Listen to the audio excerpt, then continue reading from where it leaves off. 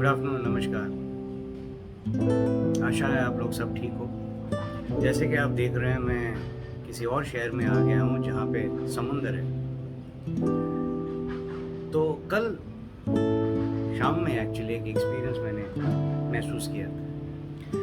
ज़्यादातर हम सबको ट्रैवल करना बहुत अच्छा लगता है, दूसरे शहरों में जाकर दूसरे लोगों को मिलना, दूसरी चीज़ देखने, आर्किटेक्चर, कल्चर, जो भी हो, जैसे आपकी इंटरेस्ट हो उसके हिसाब से हम ट्रैवल करते हैं अलग अलग शहर में, अलग अलग देश में। सवाल ये उठता है कि जब हम ट्रैवल करते हैं या ट्रैवल करने से पहले क्या हम थोड़ी सी स्टडी करते हैं उस जगह के बारे में, उन लोगों के बारे में, उनको क्या अच्छा लगता है, क्या अच्छा नहीं लगता है, उनका कल्चर क्या, उनकी सभ्यता क्या है, क्या हम इन चीज़ों पे गौर करते हैं?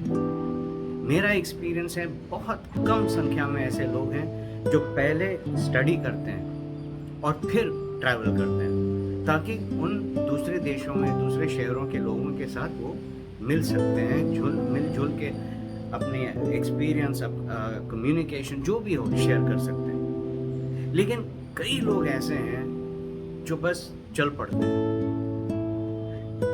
कल शाम की बात है, मैं एक एक्सपीरियंस दोहराता हूँ आपसे। एक फैमिली बहुत खुश के चलो दूसरे देश में आए, दूसरे शहर में आए, खाना भी अलग होता है, लेकिन खाना जो भी हो, किस तरीके से खाते हैं, कितना ऑब्जर्व करते हैं अपनी एनवायरनमेंट के, कि लोग कैसे कपड़े पहन रहे हैं, तरीका क्या है वहाँ का, खाना किस तरीके से लेते हैं प्लेट में, किस तरीके से प्लेट को हैंडल करते हैं और किस तरीके से टेबल पर बैठ के फिर खाना खाते हैं। ताज्जुब की ये बात है कि कुछ लोग ऐसे हैं कि उनको कोई फर्क नहीं पड़ता है कि वो किस तरीके से बिहेव करें, चाहे वो डाइनिंग रूम में हो, चाहे वो सड़क पे हो, चाहे वो किसी रेस्टोरेंट या होटल में, उनको कोई फर्क नहीं पड़ता। उनको लगता है कि उनका जो घर है या लिविंग रूम या बेडरूम है वो उनके साथ भी ट्रैवल पे निकल चुका है, और वैसे ही बिहेव करेंगे जैसे वो उनके बेडरूम में बिहेव करेंगे या उनके घर पे या डाइनिंग रूम में। उनको कोई परवाह नहीं है कि लोग देख रहे हैं, आप अपने देश के रिप्रेजेंटेटिव हो और आप अपने ही देश की वहाँ तौहीन कर रहे हो, एम्बैरेसमेंट हो जा रहे हो आप।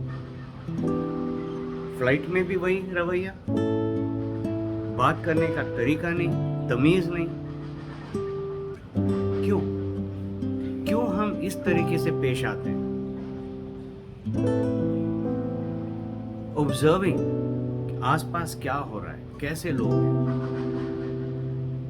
गरीब से गरीब बंदा,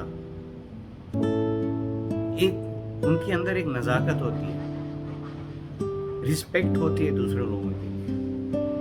सर झुका के थैंक यू बोलेंगे, सर झुका के नमस्कार या जो भी उनके भाषा में ग्रीट करेंगे। हम नमस्कार तो कर देते हैं, लेकिन निकलता क्या है पता नहीं।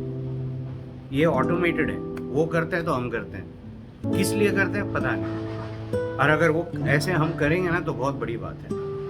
अब मैं सार्कास्टिक नहीं हो रहा हूँ, मुझे दुख होता है जब मुझे दिखता है कि दूसरे लोग, खास करके हिंदुस्तानी, एक्सेप्शंस हमेशा होते हैं, प्लीज़, ये तो मैं हमेशा मानता हूँ कि एक्सेप्शंस होते हैं, लेकिन ज़्यादातर लोग क्यों नहीं है समझते, हाथ से खाएंगे।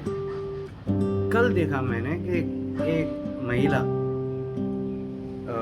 बुफे काउंटर से टोस्ट लिया, जैम लिया, मक्खन लिया, कटलरी कुछ नहीं, no fork, no knife, no spoon. मैं समझ रहा था शायद कोई ले आएगा, लेकिन मैडम खाना शुरू कर दिया, बटर को खोला, उंगली से निकाला और टोस्ट को ऐसे लगा रही है। क्या है ये? दिखता है सब लोग नाइफ यूज कर रहे हैं, कुछ चीजें होते हैं हाथ से खाने के लिए, हाँ बिल्कुल जरूर उस चीज को हाथ से ही खाना चाहिए, लेकिन हर चीज, बस ये कई बार देखता हूँ और मन करता है जाकर मुझसे बात करूं कि प्लीज अपने आप को एम्बैरेस मत करो और फिर देश को एम्बैरेस मत करो। देखो, समझो